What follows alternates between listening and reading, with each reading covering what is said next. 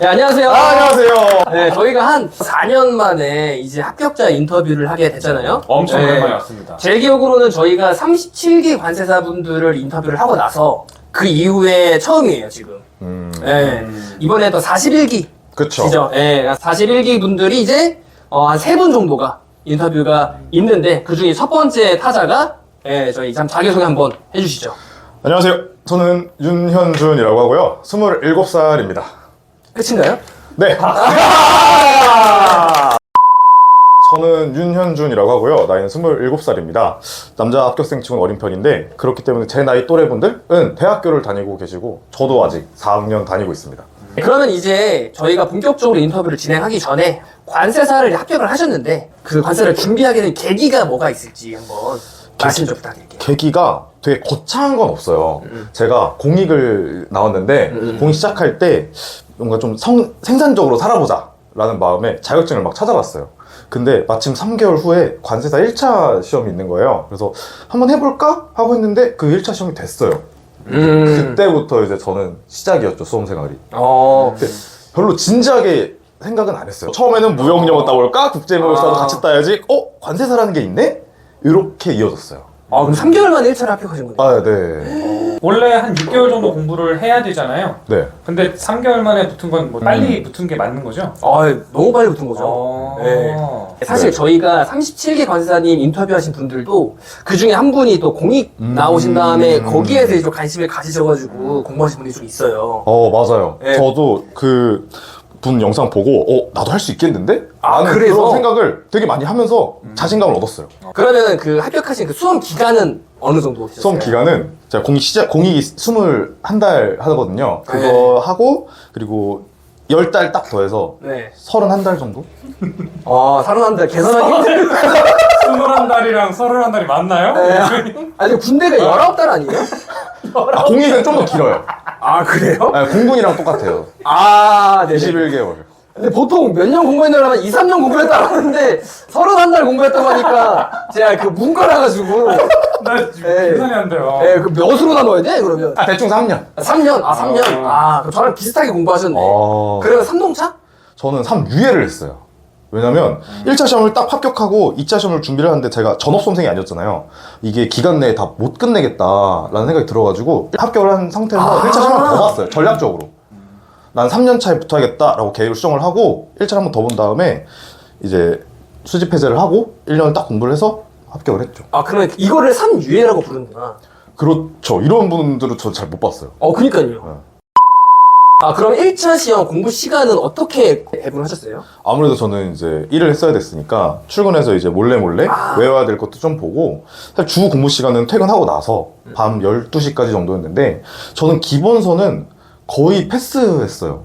문제집만 2번 2회독을 했던 것 같아요. 진짜 자세하게 2회독을 하고 전 과목을 다? 네. 네네. 특히나 회계는 더 많이 했어요. 회계는 문제집을 2개를 샀어요. 그래서 하나는 풀이를 적어놓고 하나는 문제 풀기본. 근데 답을 알면 안 되니까. 그 대부분 문제 풀이 하시면서 강의 보고 그 선생님이 해준 풀이를 틀린 문제 밑에다 적으시잖아요. 저는 그것보다는 그냥 차라리 책 한 권 더 사서 또 풀자? 필기용을 하나 사셔가지고 딱 문제 푸는 책 따로 하고. 그것도 하나의 방법이네요. 회계가 가장 관건이니까. 네. 그러면은 회계를 공부하실 때 1차 시험 어떻게 2번 보신 거잖아요. 네. 2번 보실 때 회계 비중이 어느 정도로? 회계 비중은 제가 볼 땐 40% 정도? 40% 정도? 네. 그럼 나머지 60%에다가 이제 하나씩 쪼개가지고. 그렇죠. 자기가 모자란 부분을 잘 배치하시면 될 것 같습니다. 원가 회계 하셨어요? 원가 회계 했습니다. 근데 실제 시험에서 많이 맞추진 못했어요. 뭘 빠뜨리면서 공부하진 않으셨네요? 네. 다 하셨네요. 근데 FT는 안 했어요. 아, 시간이 없어가지고. 3개월밖에 안 하셨으니까. 근데 그럼 2번 보시잖아요, 네. 1차를. 두 번째도 FT 잘 안 했어요. 왜냐면 관세법을 이미 너무 많이 봤었으니까. FT 이거 안 해도 없어도 합격할 무조건 수 있다? 합격하겠다. 자신감이 있어요. 실제로 관세법 막 8, 90점 받고 그랬으니까 1차는. 갑자기 어깨가. 레이디가 갑자기 뾰족하게 두 번째 1차 시험에서는 회계 80점 받았어요. 1차 시험은 문제가 되게 은행식처럼 나와요. 그러니까 나왔던 맞아요. 거에서 나오고 패턴이 똑같다 보니까 네. 그래서 문제만 많이 푸시면 1차 시험은 무난하게 합격하실 수 있다. 그러면 2차 시험은 과목이 이제 꼬리 과목까지 있잖아요. 네. 배분을 어떻게 하셨어요? 2차 시험을 시작할 때 꼬리 과목들은 같이 시작하진 않았고요. 이 주된 4과목을 시작한 지 한 3달 차쯤부터 환특법이랑 대외원을 같이 들어갔는데 이렇게 1시간씩 줬어요. 아, 예. 매일매일 이쪽도 좀 봐주고. 말을 좀 하시면 이쪽도 좀 봐줘야 돼요. 이분이 지금 7시간 강의를 들어서 체력이 없어서 되게 소심하신 분인 줄 알았어요. 의도적으로 봐야 돼요. 2차 시험은 그러면은 네.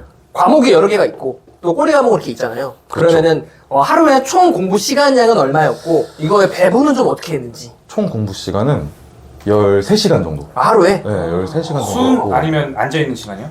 앉아있는 시간? 순 공부 시간은 그러면? 제가 효율이 되게 짧아요. 그래가지고 그 13시간 안에 대부분 식사하는 시간도 포함하잖아요. 저는 13시간이 식사하는 시간 다 제외하고 해요. 그럼 순 공부 시간?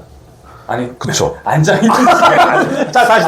아니, 근데 순공부 시간 얘기할 때, 내가 집중하는 시간만 보지 않아요? 막, 쉬는 시간하고, 막, 낮잠 자고 이런 거 다 빼고, 다 이제. 빼죠. 그죠. 네. 오케이, 그럼 다시. 오케이. 그러면 순 공부 시간인 거예요? 총 앉아있는 시간. 총 아, 앉아있는 앉아있는 시간이 그럼 순 13시간. 공부 시간은 얼마 정도? 한 11시간, 12시간 정도? 그러면 12시간을 공부를 했다 그러면은 네. 과목별로 시간 투자를 어떻게 하셨어요? 일단 아침에 딱 가서 관세법을 3시간을 봤어요. 많이 점심까지. 관세법을 3시간 보고, 점심밥을 제가 한 10분, 20분? 보셨- 되게 빠르게 먹고, 바로 앉아서 HS. 2시간 반 정도? 그 다음에 평가. 근데 평가는 처음에는 2시간을 놓고 시작을 했는데 하다 보면은 평가 시간이 되게 줄어요. 그래서 나중 가서는 거의 막 40분? 많이 할 게 없죠. 내용 할게 자체는. 오. 그래서 한 40분 보고 남은 시간에 이제 환특법 1시간 주고 대모욕법이랑 외환거래법. 외환거래법 네. 1시간 외국한 거래법. 외국한 거래법 아니 이거 지금 공부하신 지 얼마 안 되신 분이 꼬리 과목 이제 대외환이랑 환특법 네. 1시간씩 주고 그리고 남은 시간은 무역실무에 쓰다가 이제 집 가야지 하고 집 갔죠. 한 11시 12시쯤에. 그럼 관세법이 어떻게 보면 가장 많이 좀 투자를 많이 하셨네. 네.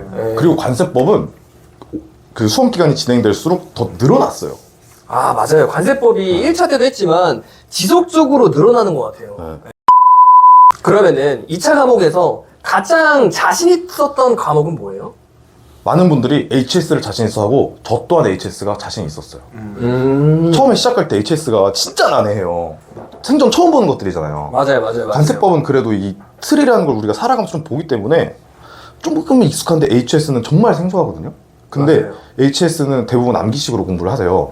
근데 이 시간이 지나서 암기식이 좀 뭐 받아들여지면 그때부터는 되게 편해져요. HS가. 맞아요. 그래서 보통 HS가 좀 접근하기가 어렵다 보니까 좀 초반에 시간 투자가 많이 넘어가는데 어느 정도의 흐름만 알면은 사실 가장 시간을 좀 단축시킬 수 있는 과목이 또 HS예요. 그러면 가장 자신 없었던 과목은? 자신 없었던 과목은 네. 무역 실무였습니다. 왜요? 왜냐면 무역 실무를 제가 공부를 해보니까 대부분 3대 협약을 공부하세요. CISG, 맞아요. 인코텀즈, 비엔나 협약. 그리고 UCP 600이라고 하는 법 3가지 법을 주로 풀암기를 하시죠. 맞아요. 근데 이게 기출문제를 보시면 아시겠지만 몬트리올 협약 여기서 한번 쫙 나온 적 있고요. 운송협약 위주로. 그렇죠. 네. 운송협약 쫙 나온 적 있고 맞아요. 그리고 요즘에 중재법도 배우고 이거 EUCP도 나오고 뭐 요즘 정보화 시대니까 왠지 이것도 나올 것 같고 그러다 보면은 공부할 게 양이 이렇게 많아지니까 이것도 3대 협약처럼 외워야 되는 건가? 이런 생각이 들다 보면서 되게 하셨어요, 힘들어져요. 그래서? 그 EUCP나 이런 전문을 하려고 했는데 못했죠. 아는데 안 했다. 그러면 무역 실무가 힘들었던 이유는 해야 되는 걸 아는데 못해가지고 시간이 압박감 때문에 힘들었다는 그렇죠. 거네. 정확해요? 근데 그 대답은 안 했어요. 기타 협약들은 네. 교수님들이 찝어주세요. 요거 나올 것 같은 건 찝어주세요. 그래서 그 정도는 외웠죠. MI 같은 건 다 외웠고 처음부터 끝까지. MIA가 제일 많지 않아요? 네, 근데 전 다 했어요. MIA 1조부터 그 끝까지를요? 네. EUCP가 더 짧은데 MI 재밌어요. 앞으로 많이 하시길 네, 그러면은 실물 거의 웬만한 거 다 보셨네요. 네. 근데 양이 너무 많다 보니까 심리적으로 좀 불안하기도 해서 이제 그렇죠. 좀 그것 때문에 좀 많이 무역 실무가 힘들었다. 그쵸. 무역실무에서 네. 갑자기 이상한 거 나와가지고 꽉 그러니까. 나실까봐 네. 그게 좀 무서웠어요.